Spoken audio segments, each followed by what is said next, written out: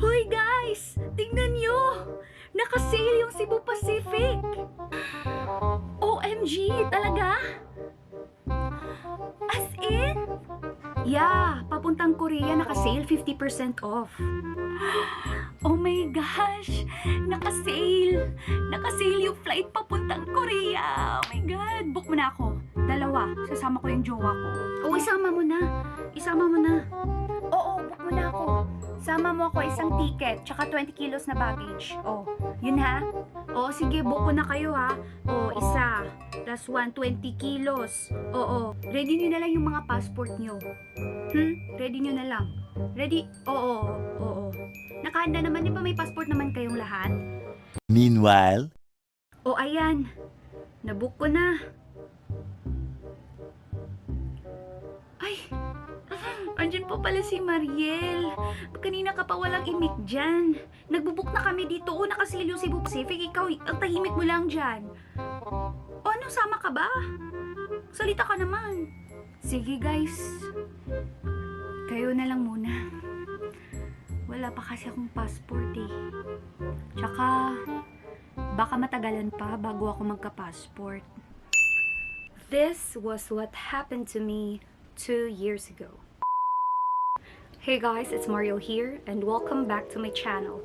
If you're new to this channel, please don't forget to like and subscribe and hit the notification bell button for more videos. I will share to you my experience and my story why I cannot go out of the Philippines, my country.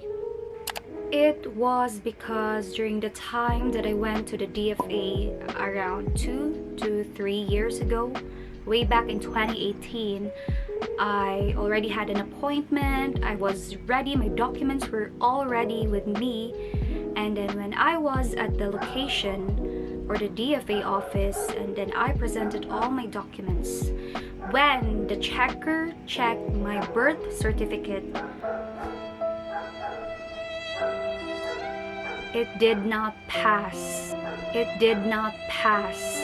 It did not pass because there was a typographical error on my birth certificate, particularly my very name. No matter how hard I tried to convince the checker to please accept my birth certificate, as I was able to claim a lot of government IDs already using that birth certificate, as well as my school records, and it was also the birth certificate that I passed at the PRC during my board exam, but sadly they did not accept it at all.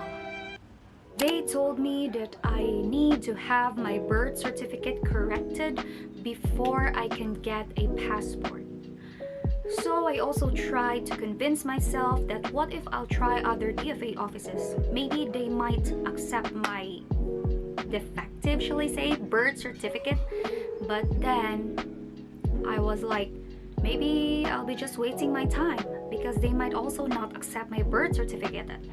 So that is why I had no other choice but to have my birth certificate corrected. And I have to wait for maybe a year, or hopefully just a few weeks or a month, I don't know. I was missing a lot of fun activities, tours, travels, and as well as promos.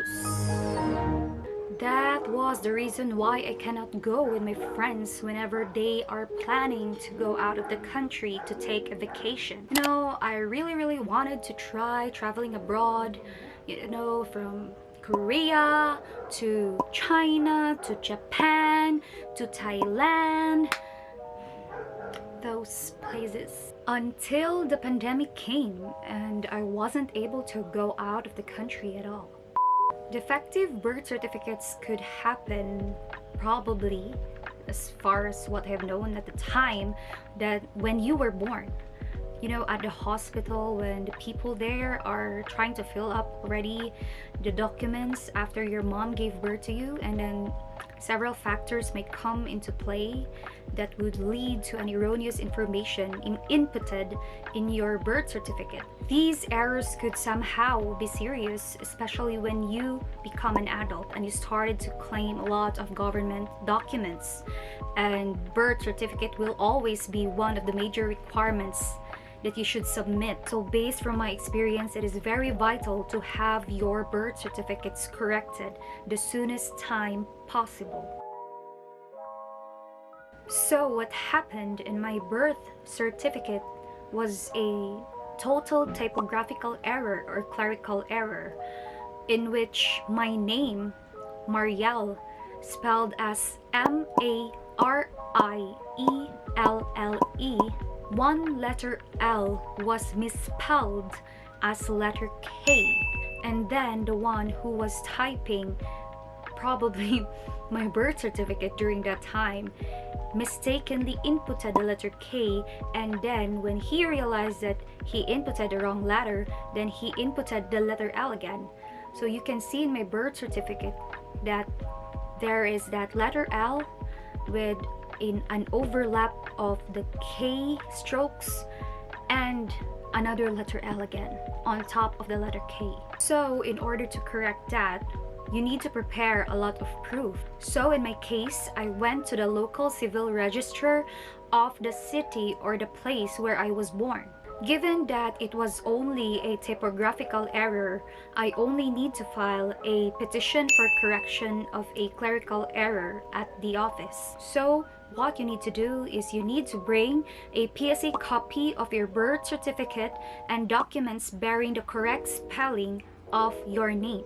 It was because my name was only defective in my birth certificate, but not in my other documents. It just so happened that I am applying for a passport wherein the office wanted my corrected birth certificate name. In order to provide the civil registrar office any proof or document bearing my correct name, the correct spelling of my name, I submitted my school records, including my diploma, my TOR, my certificate of good moral, and I also submitted my medical records, and as well as my valid government IDs. So after you have submitted all of the requirements, the proof, and the supporting documents to the local civil registry office for their review, they will provide you a copy or a slip with the contact numbers that you can follow up after 2 to 3 months. Because after you submitted your documents or your requirements to the civil registrar's office, as well as after you paid the administrative fee, this local civil registrar office will then submit a petition to the PSA for approval. And then I followed them up after 3 months, and then they said that I still need to wait for another 4 months at that time. But I wasn't able to wait for another 4 months, so I called them up again, and then thankfully it was good news. My birth certificate was finally corrected. And just last year, 2020, I was able to claim my corrected birth certificate through PSA Online. And they just delivered it right at my doorstep through a courier.